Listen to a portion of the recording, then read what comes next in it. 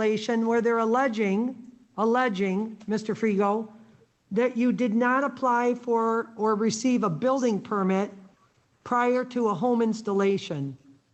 I don't know if that's a mobile home, but that's the way it sounds, up at an address on Jeanette Way in Cedar Springs. Before we get started, I just wanted to ask you, of course, just now they told me the jail is ready and I'm doing videos, so I might have to sneak out a minute, but let me ask you this. Mr. Ropp, have you had a chance at all to talk to Ms. Dawson much about this case?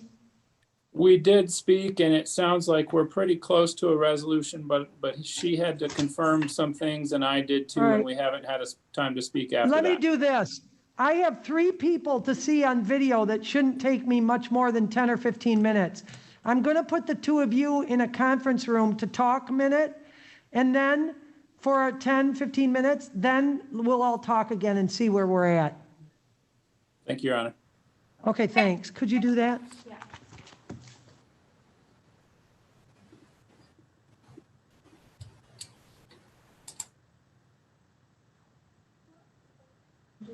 Yep. Then go to the jail. That's all right, doesn't matter. Yeah. So when you Is it Amanda Campos? Yes, ma'am. Ms. Campos, I'm Judge Sara Smolenski, and I have you in front of me on 2 different things I have to talk to you about. One is a felony, one is a misdemeanor. The date they're talking about is September 17 for the misdemeanor of the year 2017. So this is 3 years ago. East Beltline in East Fulton, driving on a suspended license. Driving on a suspended license in a 2015 Ford. It's a misdemeanor, Ms. Campos, up to 93 days in jail, 2 points on your license, up to $500 fine.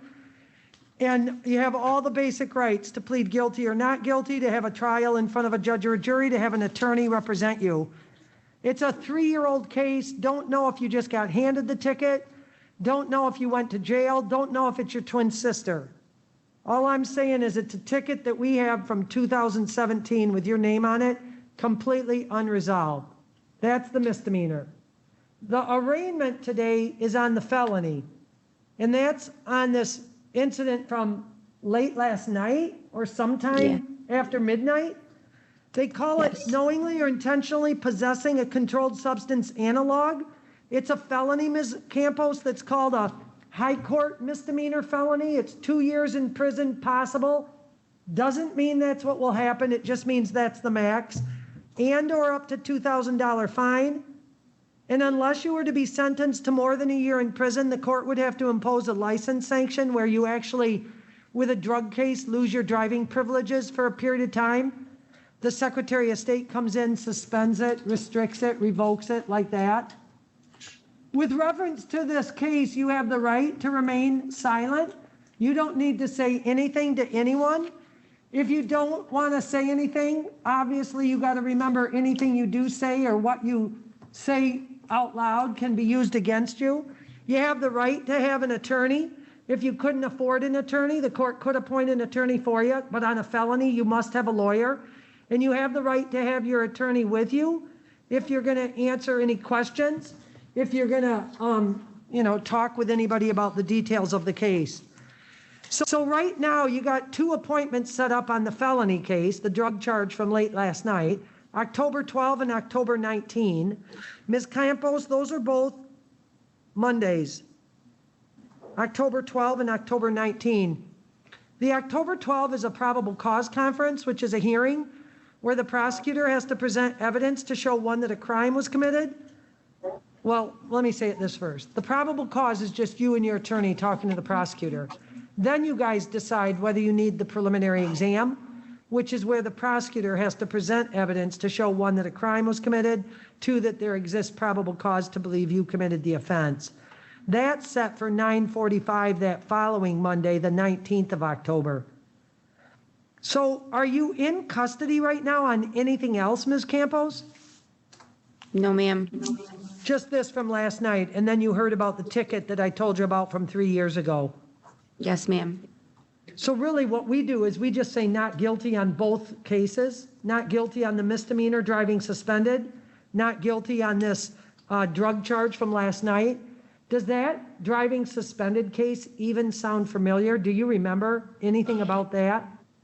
I do, but I was under the impression that I had paid that off, and I had called the courthouse not too long ago, and I actually dropped off a money order for $45 because I was told all I had to do was pay the clearance, and I had just dropped that off maybe about 2.5 weeks ago. And would that be the court at Knapp in the Beltline? Yes, ma'am. Okay, well, we can look into that. I dropped it off in the drop box on a Saturday. Yeah. Okay, well, it sounds like you never went through the arraignment on the ticket, and the 45 might have been some fee for the Secretary of State, but it wasn't addressing the case. Today, we'll just say not guilty on it, but you can look into it further and figure out what you want to do. And we'll say not guilty on the current case, which is this drug charge from last night.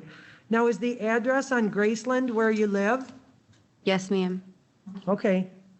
Ms. Sturkenberg is here from the Michigan Indigent Defense Council, but I'm going to give you a PR bond on both these cases.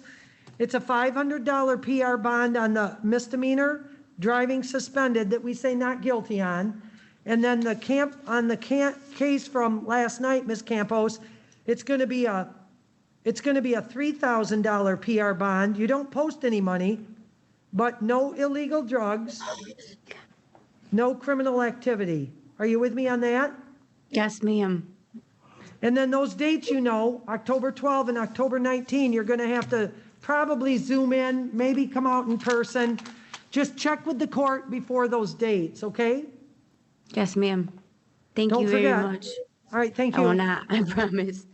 Ms. DeGroot, the attorneys are talking in another room, so just hang on. I'm doing some other stuff, but you're fine. Okay. Kristen Hinson?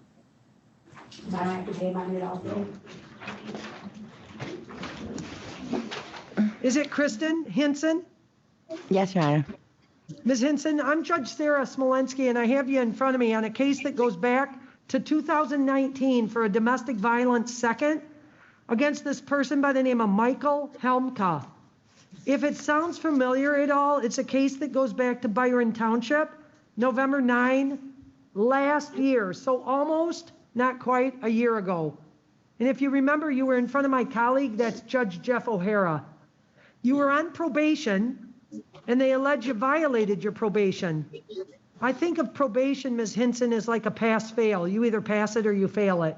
What they're indicating in this case is that while you were on probation, you missed some appointments, never met with your probation officer on every date you were supposed to, and violated the no contact order with this Michael Helmka. That's what they're alleging. You can admit it or deny it. If you admit it, I tell you the penalty. If you deny it, you do have a right to have a hearing. Not exactly like a trial, but kinda. It's not exactly a new charge. It's just called a violation of probation. I always say it's like pass-fail because it could be a little bit or a lot. You either pass or you fail. Having said that, if you wanted to talk to an attorney, you could and get further advice or counsel. Can you think of any questions for me? None that I can think of. Are you actually in jail on other matters besides this? No, ma'am, just for this. Just this? And how long have Just you been this. in custody, Ms. Hinson? Since yesterday morning? Do you remember this case? Yeah, absolutely, yes. Did you know you still owe money on this? I knew I owed money on it, but I was reporting to collections. We were making payment arrangements. However, we've been struggling a lot with my boyfriend and I had both been out of work. We haven't really done much of anything with fines and costs. I was supposed to have court the 28th, which was yesterday, but they incarcerated me before that was able to be done. So I was hoping to ask him for an extension on my payment arrangements. Oh. There's just a note from Judge O'Hara that it has to be cash only, and it's $1,635. That's a lot. But it Yeah, and we also can't means do that. Right. It also means that that's the bulk of it from when you got sentenced, too. I mean, He probably sentenced- true. Yeah. Probably he you gave haven't me- paid anything, true? We have not paid anything, but he told us that we had to pay only 3 months to pay the entire $1,650 off, and that was not possible. Yeah, that's hard. Yeah, So that's hard.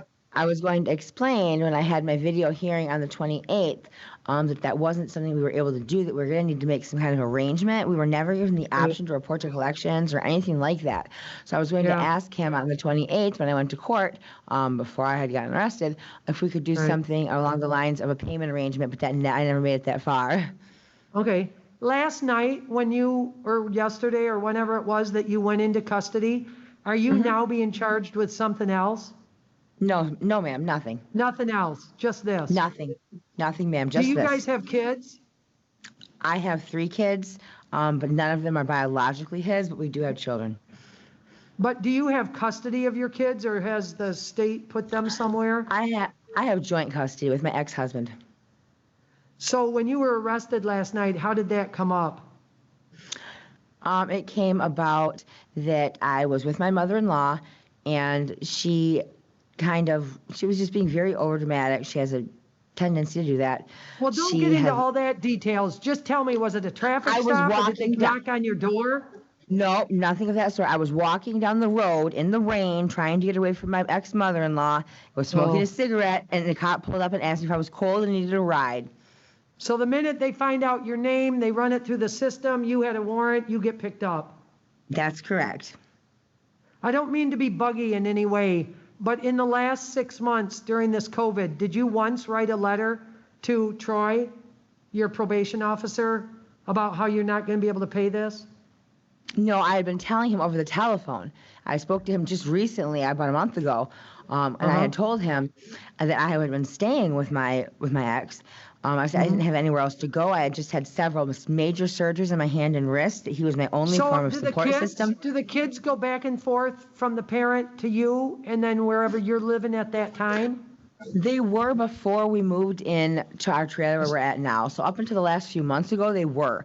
But now that we've been living with his mother, it's been a lot more difficult because she's a very hard person to get along with. Right. Well, it's $1,635, and like I said, Judge O'Hara said cash only. That's 38 days in jail if you do that route. I'm going to put it on so that you can talk to Judge O'Hara next week. I know that's a few days off because today's only Tuesday. He has videos starting Monday. We can set it up for you to talk to him on Monday. In the meanwhile, make some phone calls and see if anybody's going to be able to get any monies available to get you resolved with this. So in other words, I can't get out until all my full entire payment is paid? Because that's Well, I a don't know ridiculous that- sum of money. Right. I don't know that for sure right now. I'm just telling you that I'm not going to change what Judge O'Hara said. He can change it. You can address it with Okay. him. And that's fine, but can I at least have the attempt to get out in the world and get some money together to try to make payments on some of this stuff before I see him?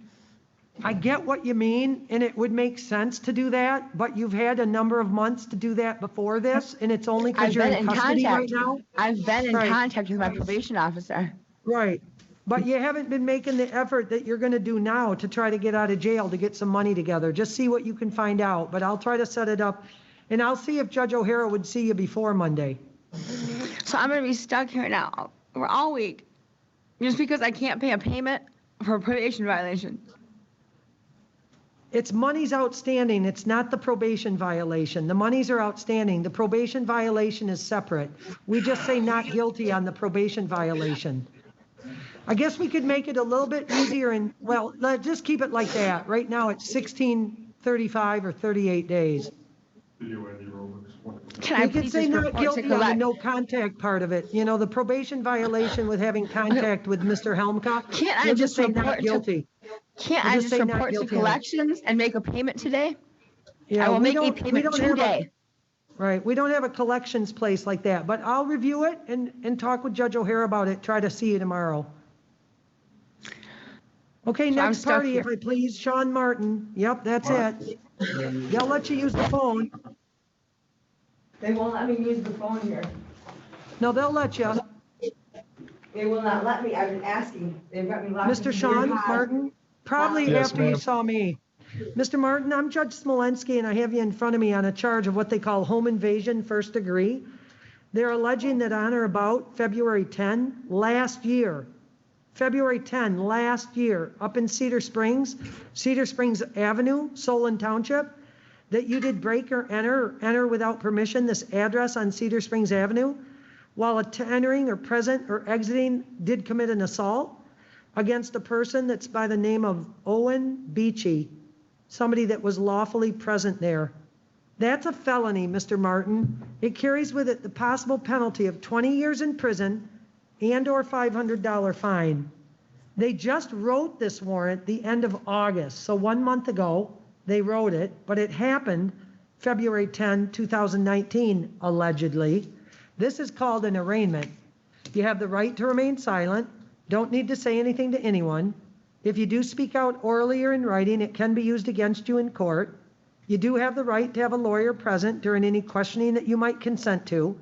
And if you cannot afford a lawyer, you've got to get a lawyer. So if you can't afford one, the court will appoint one for you. Then you pay the expense of a court-appointed attorney. You have the right to have 2 appointments, October 12 and October 9. They're both Mondays, 9:15 and 9:30 in the morning. The first one is called the probable cause conference. You and your attorney talk about the case with the prosecutor and discuss some options you have, whether you want to have the preliminary exam. That's the actual hearing, Mr. Martin, where the prosecutor has to present evidence to show that there was a crime committed and that they believe there's probable cause to believe you committed it. They're talking about the home invasion at the address in the 15,000 block of Cedar Springs, where there was allegedly an assault or an attempt of an assault on this Owen Beachy. So far, can you think of any questions, Mr. Martin? No questions really. I mean, I understand what's going on, so. That's good. I appreciate you being, aware of what's happening. King Street in Newaygo, is that what we have for you? Is it good or no good? Yes, ma'am, that's my address. And you can get mail there? Yes, I can. Mr. Martin, are you in custody for any other matter right now? No, I'm not. Ms. Amanda Sturkenberg is here from the Kent County, Michigan Indigent Defense Council, and she might have had a chance to talk to you very briefly ahead of time. You're not on parole or probation anywhere, but you got a kind of a lengthy record. They're not recommending a PR bond. What do you want to say, Ms. Sturkenberg? Thank you, Your Honor. I did not have the opportunity to review a pre-bond report for Mr. Martin. I do know that he has family in the area. He's a lifelong resident of West Michigan. He's only 25 years old, and he lives with his mother. So I would ask the court to consider if he has a, you said the record is rather extensive. In this particular case, I would ask the court to consider either a 10% bond or a lower cash bond. Okay. How old are you, Mr. Martin? 25? Yes, ma'am, 25. But you're not working now because of COVID, or you're just not working? Yes, ma'am, that's why I was working before the coronavirus, and it was like a week, and then I was laid off, so. What was that job? It was cleaning apartment buildings. It was called Renewal Property Services. And they haven't called you back yet? There's no work there? They have not, no. Yeah. When you had your prior cases in Newaygo County some 5-6 years ago, did you go to prison or not? No, I didn't. I only did 4 months on that, so. And that was a felony? First time for you? Yes, it was.